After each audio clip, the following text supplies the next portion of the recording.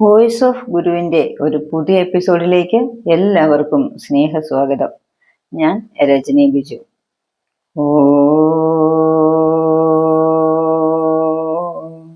ശ്രീനാരായണ പരമഗുരവേ നമഃ. ഓം ശ്രീ ശാരദാംബായേ നമഃ. ആചാര്യപാദങ്ങളിൽ പ്രണാമം. ഭഗവാന്റെ ഈ അമൃതവാണികളെ ശ്രവിക്കുവാൻ ഭാഗ്യം ലഭിച്ച എല്ലാ സുഹൃതികൾക്കും എൻ്റെ വിനീത നമസ്കാരം. ഗുരുസാഗരം ആധ്യാത്മിക കുടുംബ മാസികയിലെ പങ്ക്തികളെ പരിചയപ്പെടുത്തുകയാണ് വോയിസ് ഓഫ് ഗുരു എന്ന ഈ ചാനൽ. ശ്രവണം, കീർത്തനം, സ്മരണം, പാദസേവനം, അർച്ചനം, വന്ദനം, ദാസ്യം, സഖ്യം, ആത്മനിവേദനം എന്ന വഴിക്കാണ് ഭക്തിയെ വളർത്തേണ്ടത്. വിവിധ വിഷയങ്ങളിൽ ഭ്രമിച്ച് ബുദ്ധിഭ്രംശം വരാതെ ഈശ്വരൻ എന്ന ഏകമായ വിഷയം ചിത്തത്തിന് ചിന്തിക്കാനായി നൽകിക്കൊണ്ട് ഏകാഗ്രത സ്വായത്തമാക്കുക എന്നതാണ് ഭക്തിയുടെ ലക്ഷ്യം. ജീവിത വിജയം ഏകാഗ്ര ചിത്തത്താൽ മാത്രം സാധ്യമായ ഒന്നാണ്. അതിനൊരു വഴിയും മരുന്നും പാഥേയവുമായി ശുദ്ധഭക്തിയെ വിനിയോഗിക്കാം. അതെങ്ങനെയാണെന്ന് പഠിപ്പിക്കുകയാണ് ഗുരുസാഗരം ആധ്യാത്മിക കുടുംബ മാസിക. വായിക്കാനും വരിക്കാരാവാനും സ്ക്രീനിൽ കാണുന്ന നമ്പറിൽ ബന്ധപ്പെടുക. ഇനി ഇന്നത്തെ വായനയുടെ വിഷയം എന്താണെന്ന് നോക്കാം.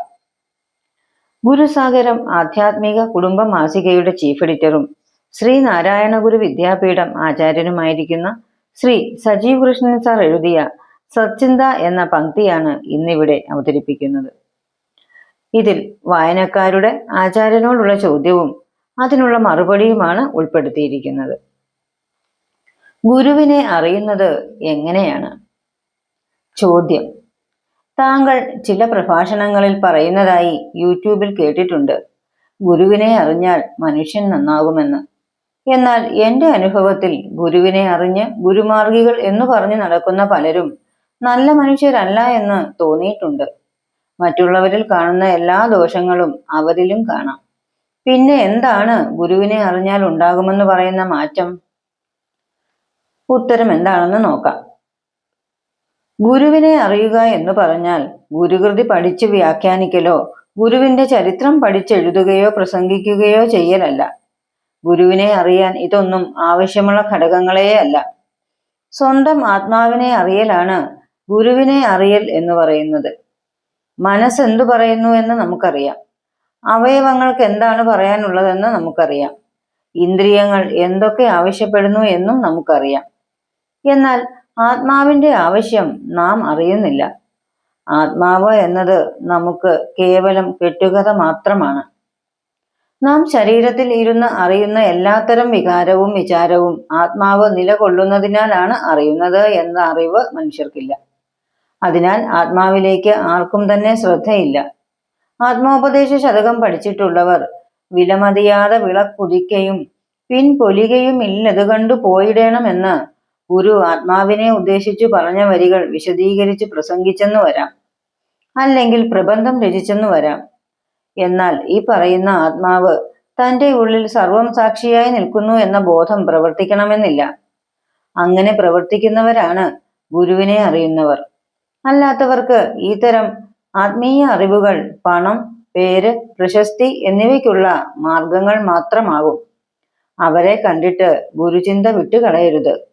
ആത്മാവിനെ ഗുരുവായി അറിയുക. ഗുരു സാക്ഷാൽ പരംബ്രഹ്മ എന്നല്ലേ പറയുന്നത്? ആ പരംബ്രഹ്മം നമ്മുടെ ഉള്ളിൽ ആത്മാവായി കുടികൊള്ളുന്നു. ആത്മാവ് പറയുന്നത് കേൾക്കാൻ കഴിഞ്ഞാൽ നാം ഗുരുവിനെ അറിയുന്നുവെന്ന് സാരം. ഇതോടെ ഇന്നത്തെ വായന പൂർണ്ണമാവുന്നു. ഭാരത ചരിത്രത്തിലെ 19ാമത്തെ മഹാപുരാണം ശ്രീമദ് നാരായണ ഗുരുപുരാണം നമോ ഭഗവതേ 2026 ഏപ്രിൽ 2 മുതൽ ഗുരുസാഗര മാസികയിൽ പ്രസിദ്ധീകരിച്ചു തുടങ്ങിയിരിക്കുന്നു. വർഷങ്ങൾ നീണ്ടു നിൽക്കുന്ന ഒരു ജ്ഞാനയജ്ഞത്തിനാണ് ഇവിടെ തുടക്കമിട്ടിരിക്കുന്നത്. ലോകഗുരു എന്ന തലത്തിലും പരംബ്രഹ്മ എന്ന തലത്തിലും ഗുരുവിനെ നോക്കിക്കാണുന്ന ഒരു ബ്രഹ്മാണ്ഡ വീക്ഷണമാണ് ശ്രീമദ് നാരായണ ഗുരുപുരാണം. ഭഗവാന്റെ മഹാസമാധി കഴിഞ്ഞ് 100-ാം വർഷം മുതൽ ഗുരു ആരെന്ന അറിവ് ലോകം മുഴുവൻ നിറയാൻ തുടങ്ങും. അതിനു മുന്നോടിയായി മഹാപുരാണങ്ങൾക്കും ഇതിഹാസങ്ങൾക്കും സമാനമായ ഒരു ഗുരുപുരാണം എഴുതപ്പെടേണ്ടതുണ്ട്. ശിവപുരാണവും വിഷ്ണുപുരാണവും ബ്രഹ്മപുരാണവും അടക്കം 18 പുരാണങ്ങൾ പല യുഗങ്ങളിലായി രചിക്കപ്പെട്ടിട്ടുണ്ട്. 19ാമത് പുരാണമാണ് ശ്രീമദ് നാരായണ ഗുരുപുരാണം. തുടക്കം മുതൽ മുടങ്ങാതെ വായിക്കുവാൻ ഗുരുസാഗരം മാസിക വരിക്കാരാവുക. ഭഗവാന്റെ അനുഗ്രഹത്തിന് പാത്രീഭൂതരായി ഈ ജന്മം സാർത്ഥകമാക്കാൻ അങ്ങനെ എല്ലാവർക്കും സാധിക്കട്ടെ എന്ന പ്രാർത്ഥനയോടെ ഇന്നത്തെ എപ്പിസോഡ് ഇവിടെ പൂർണ്ണമാകുന്നു. വീണ്ടും കാണാം. നമസ്തേ.